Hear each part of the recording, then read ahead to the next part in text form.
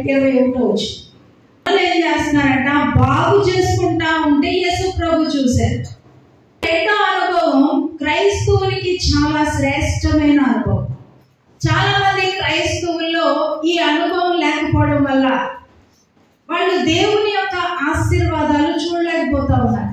ఈ దినాల్లో ఈ అనుభవం అనేది చాలా మందిలో కనపడట్లేదు. వాళ్ళను బాగు చేసుకునే అనుభవం వాళ్ళని చూస్తా ఉన్నాడంట యేసు ప్రభు. వాళ్ళు ఏం చేస్తా ఉన్నారంటే, వాళ్ళని ఏం చేస్తున్నారు, బాగు చేసుకుంటా ఉన్నారు. అని అంటే జబదయి కుమారులు, వీళ్ళు చాలా ధనవంతులు. వీళ్ళ దగ్గర ఇంకా ఎవరున్నారంటే పనివాళ్ళు కూడా ఉన్నారు, చాలా దోణులు కూడా ఉన్నాయి. వీళ్ళకి చేపలు పట్టే అనుభవం, చాలా అనుభవం ఉంది. చేపల్ని ఎలా పట్టాలో మంచి అనుభవం కలిగినటువంటి వ్యక్తులు వీళ్ళు, యాకోబు, యోహాను. అయితే ప్రతిరోజు వీళ్ళు ఏం చేస్తున్నారు అని అంటే, వలల్ని బాగు చేసుకుంటా ఉన్నారు. వలలు బాగు చేసుకోవడం ఎందుకు? వలలకి ఏమైందని బాగు చేస్తున్నారు? బాగు చేయడం అనేది ఎప్పుడు చేస్తాం? పాడైపోతే బాగు చేస్తాం కదా. ఏదైనా ఒక వస్తువు పాడైపోయింది అనుకోండి, దాన్ని ఏం చేస్తాం మనం? రిపేర్ చేస్తాం, బాగు చేసుకుంటాం. ఇక్కడ వలలు బాగు చేసుకోవడం అని అంటే మన యొక్క వాడకంలో, ప్రతిరోజు మనం వాడకంలో ఏమవుతుంది అని అంటే మరమ్మతులు అవసరం ఉంటాయి. రోజు వాడకంలో అదుగుదల రావచ్చు, లేకపోతే వలలో ఉన్నటువంటి దారాలు తెగిపోవచ్చు, చిరిగిపోవచ్చు. మళ్ళీ అదే వలను తీసుకెళ్ళి సముద్రంలో వేసారనుకోండి, దారాలు తెగిపోయి చిరిగిపోయింది వల. దాన్ని పట్టుకెళ్ళి మళ్ళీ సముద్రంలో వేస్తే చేపలు పడతాయా? ఏమైనా ఉపయోగం ఉంటుందా? ప్రయోజనం ఉంటుందా? ప్రయోజనం ఉండదు. అలా అని చెప్పినప్పుడల్లా మీకు ఏం గుర్తు రావాలి అని అంటే నా జీవితం. ఒకసారి సముద్రంలోనికి వేసిన తర్వాత, వల అనే జీవితాన్ని సముద్రంలోనికి వేసిన తర్వాత మళ్ళా బయటకు వచ్చాక ఏం చేయాలి అని అంటే ఆ వలను ఏం చేసుకోవాలి? బాగు చేయాలి, మరమ్మతులు చేయాలి. ఎక్కడైనా చిరుగుందా, ఎక్కడైనా హోల్ పడిందా, నా అభిషేకం ఎక్కడైనా లీక్ అయిపోతుందా, నా ప్రార్థన ఎక్కడ లీక్ అయింది, ఎక్కడ నేను తప్పిపోయాను, ఎక్కడ నేను పడిపోయాను. ఈ బాగు చేసుకునే అనుభవం దేని చూపిస్తుంది అంటే పరీక్షించుకోవడానికి చూపిస్తుంది. వాళ్ళు ఏం చేస్తారంటే మళ్ళా సముద్రంలో వల వేసేటప్పుడు అది బాగా సరిగా ఉందా లేదా అని పరీక్షించి పంపిస్తారు. మళ్ళీ రోజు క్రైస్తవుల యొక్క జీవితాలు ఎలా ఉన్నాయంటే బాగు చేసుకునే అనుభవం, పరీక్షించుకునే అనుభవం లేదు. వల వేసేస్తున్నారు, బానే ఉంది. 10 మందికి వాక్యం చెప్తున్నారు, బానే ఉంది. చాలా మంది కనబడిన వాళ్ళందరికీ యేసు ప్రభు గురించి, యేసు ప్రభు ప్రేమ గురించి చెప్తున్నారు, బానే ఉంది. యేసు ప్రభు గొప్పోడు, యేసు ప్రభు శక్తివంతుడు, ఆయన నమ్ముకుంటే ఇలా జరుగుతుంది, ఆయన నమ్ముకుంటే అలా జరుగుతుంది అని గొప్పగా చెప్తున్నాం. చాలా బాగుంది. దాంతో పాటు ఏముండాలి అంటే నువ్వు బయటకు వచ్చిన తర్వాత ఒకసారి వెళ్ళి నీ జీవితాన్ని లోకంలోకి పంపించి దేవుడికి ఉపయోగకరంగా దేవుడి మాటలు చెప్పి అనేక మందిని ప్రభు దగ్గరికి ఆకర్షించిన తర్వాత మళ్ళా నువ్వు ఇంటికి వచ్చాక ఏం చేయాలి అని అంటే నీ వలన ఏం చేసుకోవాలి? బాగు చేసుకోవాలి, పరీక్షించుకోవాలి. ఈ పరీక్షించుకునే అనుభవం మనకి ఖచ్చితంగా కావాలి. వాక్యానుసారంగా నేను నడుస్తున్నానా? నా ప్రవర్తన ద్వారా ఎవరినన్నా నేను గాయపరిచానా? నా మాటల ద్వారా ఎవరినన్నా గాయపరిచానా? ప్రతిరోజు నేను చాలా మందిని ఎదుర్కొంటున్నాను, చాలా మందితో నేను మాట్లాడుతున్నాను, చాలా మందిని నేను కలుస్తున్నాను. కలిసిన తర్వాత నేను వాళ్ళతో మాట్లాడిన మాటలు వారిని ఏమన్నా గాయపరిచాయా? నా ప్రవర్తన ద్వారా ఎవరైనా బాధపడుతున్నారా? నా ప్రవర్తన దేవునికి మహిమకరంగా ఉందా? దేవుని చిత్తానుసారంగా నేను జీవిస్తున్నానా? దేవుడు నాతో మాట్లాడిన మాటలు నా హృదయంలో భద్రం చేసుకున్నాను. నా చూపు ద్వారా, నా చూపు ఎలా ఉంది ఈరోజు? సరి చేసుకోవాలి, బాగు చేసుకోవాలి, పరీక్ష పరీక్షించుకోవాలి. ఎలా ఉన్నది నా పరిస్థితి? కీర్తనకారుడు దావీదు ఎంత చక్కగా తన యొక్క జీవితాన్ని పరీక్షించుకుంటున్నాడు. 139వ కీర్తన 23-24 వచనాలు. నన్ను పరిశోధించి నా హృదయమును తెలుసుకొనుము, నన్ను పరీక్షించి నా ఆలోచనలను తెలుసుకొనుము. నీకు ఆయాసకరమైన మార్గము నా ఎందున్నదేమో చూడుము, నిత్య మార్గమున నన్ను నడిపింపుము. ఏం చెయ్యి? పరిశోధించు ప్రభువా, నీకు ఆయాసకరమైన ఏదైనా ఉందేమో చూడు. ఒకవేళ ఉంటే కనుక నా దగ్గర నుండి దాన్ని తీసే, నన్ను నీతి మార్గములో మంచి మార్గంలో నడిపించు అంటున్నాడు. పరీక్షించుకోవడం అంటే. కానీ ఈరోజు క్రైస్తవులు ఎలా అయిపోయారు అని అంటే, ప్రతిరోజు లెగిసిన దగ్గర నుండి పక్కనోడిని పరీక్షిస్తారు, ఎదుటోడిని పరీక్షిస్తారు, వెనకాల ఉన్న వాడిని పరీక్షిస్తారు, చుట్టూ ఉన్న వాళ్ళందరినీ పరీక్షిస్తారు, కానీ వాళ్ళు పరీక్షించుకోరు కదా. నిజమే.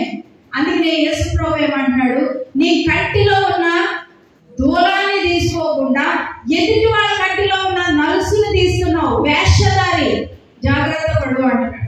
రోజు క్రైస్తవులు ఆశీర్వాదింపబడకుండా, దేవుని యొక్క ఆశీర్వాదాలు పొందుకోకుండా ఉండడానికి కారణం ఏంటో తెలుసా? అపవాది పెద్ద పెద్ద సేవకులు సైతం ఏ ఆయుధాన్ని వాడి పడగొడుతున్నాడు అని అంటే ఈ ఆయుధాన్ని. మనం చేస్తే తప్పు కాదు, ఎదుటి చేస్తే తప్పు. ఇదే న్యాయం? మనం చేస్తేనేమో తప్పు కాదు, అదే ఎదుటోడు చేశాడు అనుకోండి, దాన్ని భూతత్వంలో పెట్టి చూపిస్తారు. పరీక్షించుకునే అనుభవం లేదు, వలలు వేస్తున్నారు, బానే ఉంది, సువార్త చెప్తున్నావు, బానే ఉంది, 10 మందిని యేసు ప్రభు దగ్గరికి తీసుకొస్తున్నావు, బానే ఉంది. కానీ పరీక్షించుకోకుండా ఎదుటోళ్ళ తప్పులు ఎత్తుతా ఉంటే ఏం ప్రయోజనం చెప్పండి? అందుకనే పౌలు అంటున్నాడు, అందరికి చెప్పిన తర్వాత నేనెక్కడ భ్రష్టుని అయిపోతానన్న భయంగా ఉంది. ఆ భయం లేదు. దేవుడు అంటున్నాడు, మీ నీతి క్రియలు నా ఎదుట ఎలా ఉన్నాయి? మురికి గుడ్డలా ఉంది.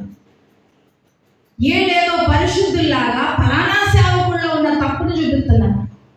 ఎదుటి వాళ్ళ దగ్గర ఉన్నటువంటి దూలాలు, నలుసులు ఎత్తకద్దు, వాళ్ళ గురించిన తప్పులు ఎత్తకద్దు.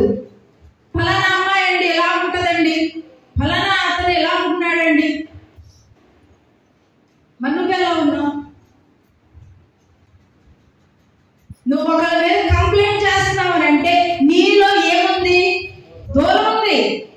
ఎదుటి వాళ్ళ దగ్గర ఉన్న నలుసును చూసి కంప్లైంట్ చేయదు. పరీక్షించుకునే అనుభవానికి వస్తే నీ దూరాన్ని నువ్వు తీసుకోవడానికే సరిపోదు. ప్రతిరోజు మన దగ్గర ఉన్న దూరాలు తీసుకోవడానికే టైం సరిపోదు. ఎదుటోళ్ళ దగ్గర ఉన్న నలుసును తీయలేదుట.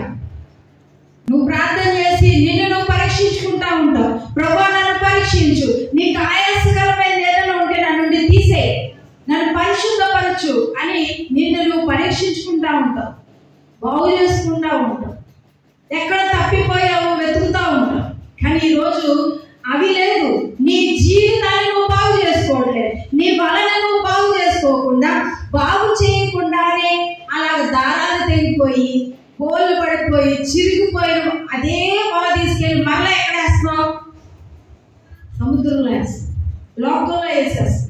నీ జీవితాన్ని బాగు చేసుకోకుండా ఈరోజు అనేక మంది పడిపోవడానికి కారణం ఏంటి అని అంటే, ఆశీర్వాదకరంగా మార్చబడకపోవడానికి కారణం ఏంటి అని అంటే, నువ్వు సేవ చేస్తూ ఉండొచ్చు, సాక్ష్యం చెప్పచ్చు, అనేక మందిని ప్రభు దగ్గరికి తీసుకురాగలవు. కానీ రెండో అనుభవం లేకపోతే దేవుని ఆశీర్వాదాలు, దేవుడు నువ్వు వాడబడతా ఉంటే చూసి దేవుడు మహిమపరిచే విధంగా ఉండదు నీ జీవితం. జరుగుతాయి, నీ ద్వారా దేవుడు కార్యాలు చేస్తాడు, కానీ దేవుడికి మహిమ రాదు. చెప్పకపోతే ఎవరి చేత చెప్పిస్తాడు తెలుసా? ఈ రాళ్ళు మాట్లాడతాయి. గాడిదను మాట్లాడించాడు దేవుడు. ప్రాముఖ్యం కాదు, దానితో పాటు నీ జీవితాన్ని బాగు చేసుకునే అనుభవం ఉండాలి, పరీక్షించుకునే అనుభవం ఉండాలి. నేను ప్రతిరోజు వాక్యం చదువుతున్నానా? ఈరోజు నేను వాక్యం చదివానా? ఈరోజు నేను ఎంతసేపు ప్రార్థన చేశాను? ఈరోజు నా చూపు ఎలా ఉంది? నా ప్రవర్తన ఎలా ఉంది? దేవునికి మహిమకరంగా ఉన్నానా? నా సాక్ష్యం ద్వారా అనేక మందిని ఆకర్షించగలుగుతున్నానా? ఎక్కడన్నా పడిపోయానా? దేవునికి విరుద్ధంగా నేను పాపంలో పరీక్షించుకోవడం. ప్రపంచమంతా చూసి అందరిలోనూ నలుసులు ఎదుగుతా ఉంటే నెంబర్ 1 వేషధారి ఎవరంటే మనమే. అందరి తప్పులు ఎదిగేసి బూది గంతాల వరకు వెళ్ళి అందరి తప్పులు చూపించేసి నిన్ను నువ్వు పరీక్షించుకోకపోతే నెంబర్ 1 వేషధారి. యేసుప్రభు అంటాడు, అబ్బాబ్బా పౌలు ప్రధాన పాపి అన్నట్టు యేసుప్రభు మనం చూసినట్టాడు, అబ్బా నెంబర్ 1 వేషధారి నువ్వు, సున్నం కొట్టిన సమాధులారా అన్నాడు. పైకి మాత్రం సున్నం చక్కగా తెల్ల కనబడుతుంది సమాధి, లోపలే ఉంది భయంకరమైన వాసన, కంపు.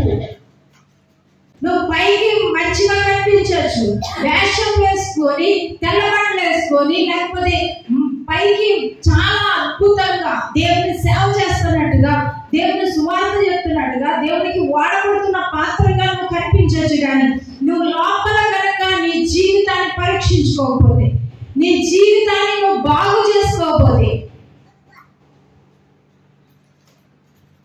ఏ మాత్రం ప్రయోజనం లేదు.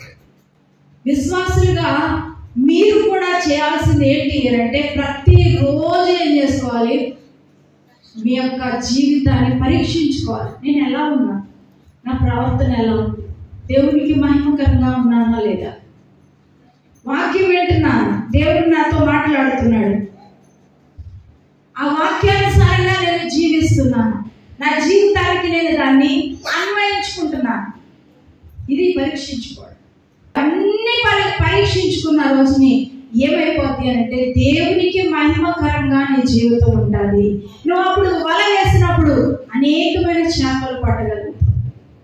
చేపలు పట్టడం మాత్రమే కాదు నేను చెప్పేది, చేపలు అందరూ పడతారు, కానీ దేవునికి మహిమ వచ్చే విధంగా నీ జీవితం ఉన్నప్పుడే అది నీకు ఆశీర్వాదం. 3వది చూద్దాం. లూకాసు వార్త 5వ అధ్యాయం 2వ త్వరగా. ఆ సరస్సు తీరముననున్న 2 దోణెలను చూచెను. జాలరులు వాటిలో నుండి దిగి తమ వలలు కడుగుచుండిరి. 3వ అనుభవం ఏంటి అంటే కడుక్కునే అనుభవం, వలలు కడుక్కునే అనుభవం.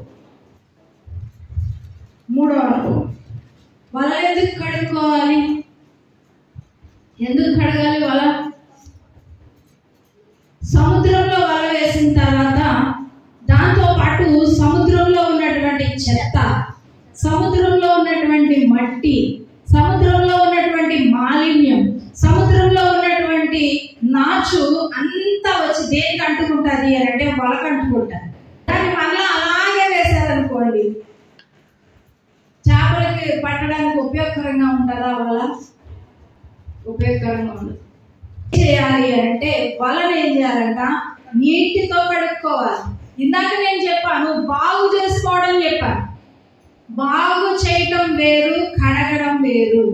మరమ్మతులు చేసుకోవడం వేరు, కడుక్కోవడం వేరు. అలాగే కడగకుండా వేసేసారనుకోండి, నాచు పేరుకుపోయి చేపలు పట్టడం చాలా కష్టమైపోతుంది. పేతురు రాత్రంతా కష్టపడ్డాడంట, ప్రయాసపడ్డాడంట, ఒక్క చేప కూడా పట్టలేకపోయాడు. ఆ దారి గుండా యేసు ప్రభు వెళ్తా ఉన్నాడు. యేసు ప్రభు అంటున్నాడు, నాకు దోణిస్తావా పేతురు, నేను వాక్యం చెప్పాలి అనగానే పేతురు ఏం చేశాడు, నాకు ఇప్పుడు దోణితో చాలా పని ఉంది, నేను ఇవ్వలేను ప్రభు అన్నాడా? ఏమన్నాడు? ఇచ్చాడు. ఆ దోణికి కూర్చొని యేసు ప్రభు ఏం చేస్తారంటే వాక్యాన్ని బోధిస్తా ఉన్నాడు. అప్పుడు జరిగినటువంటి సంఘటన ఇది. దేవునికి ఇష్టం. ఇక్కడ మనం శుద్ధి చేయబడడం అనేది చాలా ప్రాముఖ్యం. క్రైస్తవులు శుద్ధి చేయబడాలి. ఎలా శుద్ధి చేయబడ్డాం?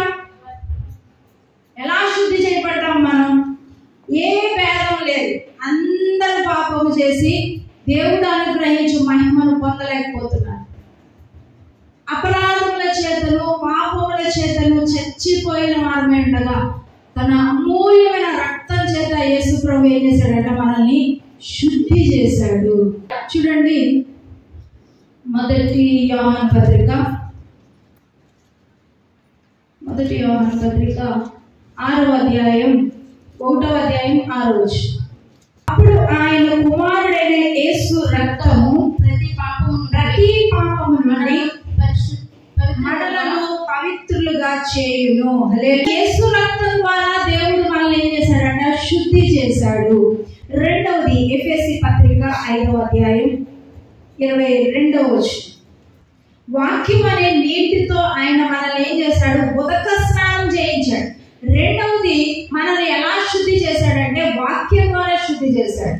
మూడవది ఏంటి అంటే మొదటి కొరింథీ పత్రిక 6వ అధ్యాయం 11వ వచనం.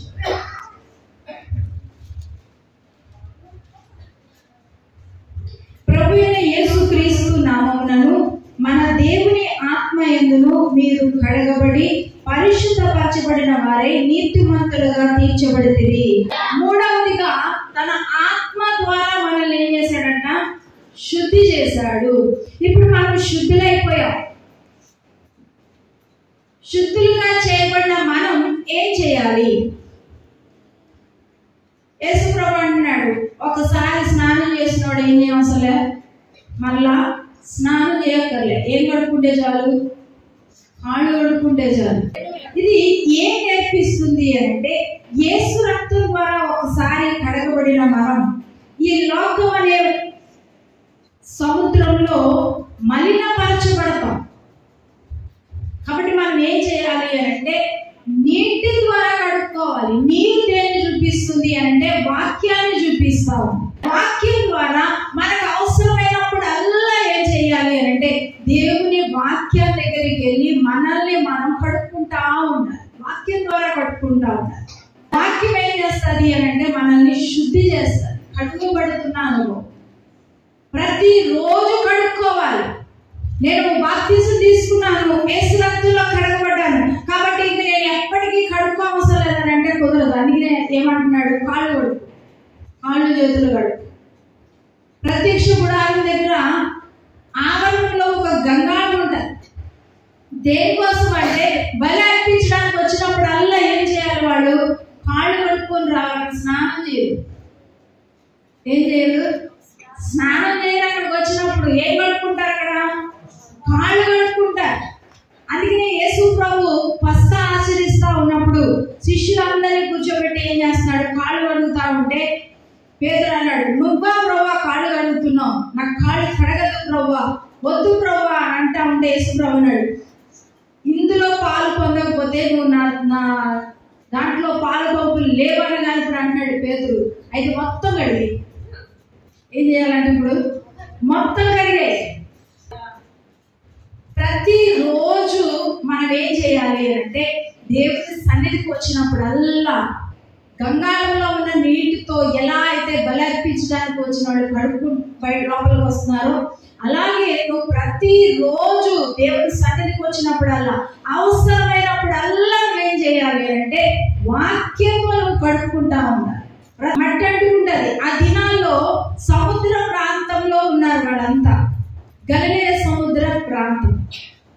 ఆ ప్రాంతంలో మట్టి ఎక్కువగా ఉంటుంది, సముద్రపు మట్టి.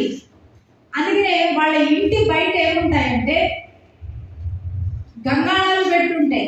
లోపలికి వచ్చేటప్పుడు ఏం చేయాలంటే కాళ్ళు కడుక్కొని రావాలి. బాగా ధనవంతులైతే ఏం చేస్తారంటే పనులు ఉంటారు, వాళ్ళే కడుగుతారు కాళ్ళు. ఈ కడుక్కునే అనుభవం క్రైస్తవునికి చాలా ప్రాముఖ్యమైన అనుభవం. నేను రక్షణ పొంది చాలా సంవత్సరాలైంది, బాప్తిజం తీసుకున్నాను, యేసు రక్తంలో కడగబడ్డాను, కాబట్టి ఇక నేను ఎన్నటికీ కడుక్కోవాల్సిన పని లేదు కాదు. నువ్వేం చేయాలి అంటే ఒకసారి నువ్వు స్నానం చేసావు, యేసు రక్తంలో కడగబడ్డావు, దేవుడు నిన్ను శుద్ధి చేశాడు. నువ్వేం చేయాలంటే ప్రతిరోజు వాక్యం అనేటటువంటి నీటితో ఏం చేయాలంట? మొదట స్నానం చేసుకుంటా ఉండాలి, కడుక్కుంటా ఉండాలి ప్రతిరోజు. లూకా సువార్త 5వ అధ్యాయం 6వ వచనం. వారు అలాగ చేసి విస్తారమైన చేపలు పట్టిరి. అందుచేత వారి వలలు పిగిలిపోవచ్చుండగా వారు వేరొక దోణిలోనున్న తమ పాలివారు వచ్చి తమకు సహాయం చేయవలనని వారికి సంజ్ఞలు చేసిరి.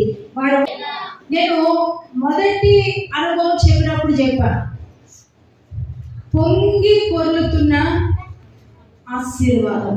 రాత్రంతా పేతురు చాలా ప్రయాస ప్రయాసపడ్డాడంట, కానీ ఒక్క చేప కూడా దొరకలేదు. ఒక్క చేప కూడా దొరకలేదు. ఇప్పుడు యేసు ప్రభు వాక్యం చెప్పి తర్వాత అంటున్నాడు, ఇప్పుడు ఏం చేయి పేతురు, వల వెయ్యి అన్నాడు.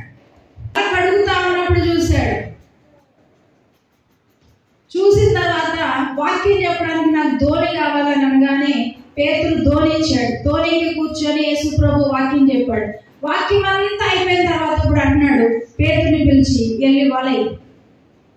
మనం వేస్తామా? సాధారణంగా జాలర్లు ఏం చేస్తారంటే, చేపలు పట్టేవాళ్ళు రాత్రి వెళ్ళిపోతారు చేపలు పట్టడానికి. రాత్రి అంతా కష్టపడతారు. ఉదయకాలమే ఏం చేస్తారంటే చేపలన్నీ తీసుకొచ్చి అమ్మేస్తారు. ఇంకా మధ్యాహ్నం వెళ్ళరు. కానీ ఇక్కడ యేసు ప్రభు వాక్యం చెప్పి తర్వాత వలయ్యి అని అంటే అప్పటికి మధ్యాహ్నం అయిపోయింది. మనమైతే వాళ్ళకి చాలా అనుభవం ఉంది చేపలు పట్టే విషయంలో, చాలా అనుభవం ఉన్నటువంటి వ్యక్తులు. మనమైతే ఏం చెప్తాం, ఈ టైంలో ఎవరైనా వేస్తారా? నువ్వు ఇప్పుడు దాకా కూర్చోబెట్టి వాక్యం చెప్పావు, ఇప్పుడు వెళ్ళి పని చెయ్యాలంటే నేను ఎందుకు చేస్తా, రేపు చేస్తాలే, నువ్వు చెప్పినట్టు చేస్తా అంటాం మనమైతే. కానీ పేతురు చూడండి అక్కడ ఎంత చక్కగా చెప్తున్నాడు. రాత్రి అంతా కష్టపడ్డాను ప్రభా, ఒక్క చేప కూడా దొరకలేదు. అయినను నీ మాట చొప్పున ఏం చేస్తాను, వల వేస్తాను అని వల వేశాడట. విస్తారమైన చేపలు పట్టేశారు. వలలు పిగిలిపోతా ఉన్నాయి. పక్క వాళ్ళు సహాయం అడుగుతా ఉన్నారు, వలలు లాగలేకపోతున్నారు. పక్క వాళ్ళు వచ్చి సహాయం చేస్తే ఎన్ని దోణెలు నిండినాయి అంట చేపలు? 2 దోణెలు నిండిపోయి. అద్భుతంగా చూడండి యేసు ప్రభు ఎంత ఆశ్చర్యకరంగా ఆ బిడ్డల్ని దీవిస్తున్నాడో చూడండి. నేను మొదట్లో చెప్పాను, ఏమీ లేని స్థితిలో నుండి ఫుల్ అన్ని ఉన్న స్థితిలోకి, నిండి పొంగి పొర్లే స్థితిలోనికి, అనుభవంలోనికి దేవుడు మనల్ని నడిపిస్తాడు. ఈ 4 అనుభవాల గుండా వెళ్తే, ఈ 4వ అనుభవం ఏంటి అంటే వలలు నింపుకునే అనుభవం. కావాలంటే ఏం చేయాలి అని అంటే మన బలహీనత ఏంటో మనం తెలుసుకోవాలి. పేతురు చాలా ప్రయాసపడ్డాడంట, కష్టపడ్డాడు, నిరాశలో ఉన్నాడు. కానీ ఏం చేశాడు అని అంటే యేసు ప్రభు చెప్పినప్పుడు, యేసు ప్రభు మాటకి విధేయత చూపించాడు. వెంటనే విధేయత చూపించాడా, లేకపోతే రేపు వెళ్ళేస్తామన్నాడా? వెంటనే విధేయత చూపించాడు. వాళ్ళ వెయ్యి అన్నాడు యేసు ప్రభు. వెంటనే పేతురు అంటున్నాడు, నీ మాట చొప్పున. రాత్రంతా వేసాను, నాకేం పడలేదు, కానీ నువ్వు చెప్తున్నావు కదా, నీ మాట చొప్పున వల వేస్తాను అన్నాడు. దేవునికి లోబడి ఆయన చెప్పింది చెప్పినట్టుగా చేస్తే నువ్వు ఎలా ఆశీర్వదించబడతావు అంటే పొంగి పొర్లే ఆశీర్వాదం. నిండిపోయి పొర్లుతా ఉంటుంది. నిండిపోతే అది నీకు ఉపయోగం, పొంగడం ఎవరికి ఉపయోగం అంటే ఇతరులకు ఉపయోగం. ఆ అనుభవంలోనికే యేసు ప్రభు మనల్ని తీసుకురావాలని ఆశపడతా ఉంటాడు. వాళ్ళని గురించినటువంటి సత్యాలు మనకు తెలియజేస్తున్నాడు. యేసు ప్రభు శిష్యులకి నేర్పిస్తా ఉన్నాడు ఈ 4 అనుభవాలు. మొదటి అనుభవం ఏంటి? వల వేసే అనుభవం. రెండవది బాగు చేసుకునే అనుభవం. మూడవది కడుక్కునే అనుభవం. 4వది నింపుకునే అనుభవం. ఈ 4 అనుభవాలు చూడండి, ఏమీ లేకుండా ఉన్నారు. ఏమీ లేదు, ఏమీ లేకుండా ఉన్న వాళ్ళని ఇప్పుడు ఈ 4 అనుభవం దగ్గరకు వచ్చేసరికి ఏం చేశాడు? పొర్లిపోతా ఉంది కానీ వాళ్ళ పిగిలిపోలేదంట. నిండిపోతుంది, నిండిపోతుంది, నిండిపోతుంది, నిండిపోతుంది. నిండిన తర్వాత పొర్లి ఇతరులకు ఆశీర్వాదకరంగా మారిపోతావు. లేదా ఆశీర్వాదకరంగా నీ జీవితం నింపబడాలి.